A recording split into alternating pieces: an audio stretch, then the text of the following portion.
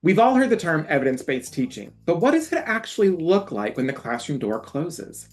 For many of us, it's more than just following the latest trend or implementing a popular new program.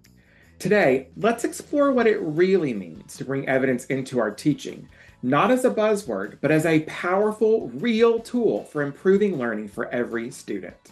Hi, friends, I'm Courtney, and here we talk all about education research and data. So if you're into that, make sure you like and subscribe and come be a part of our community. Let's start by acknowledging that evidence-based teaching isn't about rigidly following a specific set of practices. It's a mindset, a way of approaching teaching that relies on a foundation of proven methods to guide our decisions in the classroom. But unlike many educational buzzwords that come and go, evidence-based teaching doesn't just add one more thing to your workload. It gives you a clear, focused path forward on what works for your unique students. The first reality of evidence-based teaching is that it starts with an understanding of research itself. It's not enough to rely on buzzwords like active learning or differentiated instruction without really knowing why they're effective or how to apply them in context. For example, studies consistently show that formative assessments, those small, low-stake checks in understanding, can have a major impact on student progress. But the key isn't just doing these assessments, it's in how we interpret and act on the data they give us. Evidence-based teaching asks us to look at these proven practices and say, how does this apply to my students and my teaching style? Another important element of evidence-based teaching is adapting research to fit the needs of your specific classroom. No two classrooms are alike, so it's unrealistic to assume that every research-based method will work the same way for every group of students. Take cooperative learning, for instance. Research shows that it boosts engagement and fosters social skills, but the way you implement it in a high school history class will look very different than in an elementary science class. Evidence-based teaching is about understanding these nuances and making adjustments that fit your students' age, abilities, and learning preferences.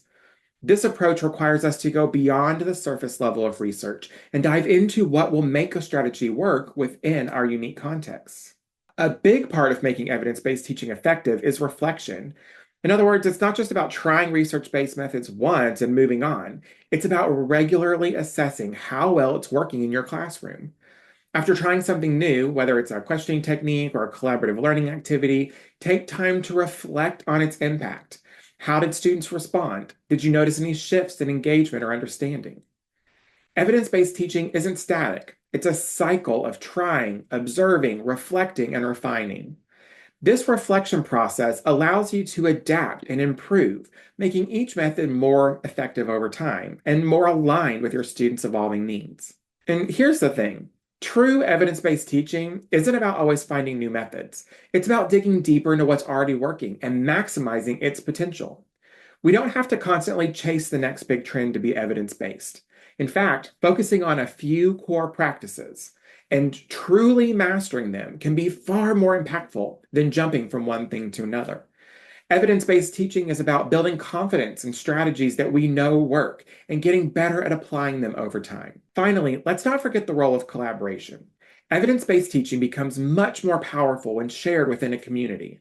Discussing research-backed methods with colleagues, sharing what works and what didn't, and even co-planning lessons can make it easier to see how different strategies might play out in different classrooms. PLCs and team meetings are perfect places for this kind of sharing. Together, we can figure out how to adapt research for our particular students, our classrooms, our schools, learning from each other's experiences to build a supportive, evidence-based teaching community. So, what does it mean to go beyond the buzzwords? It means understanding the research, adapting it thoughtfully for your students, reflecting on what's working, and making evidence-based teaching an ongoing part of your practice.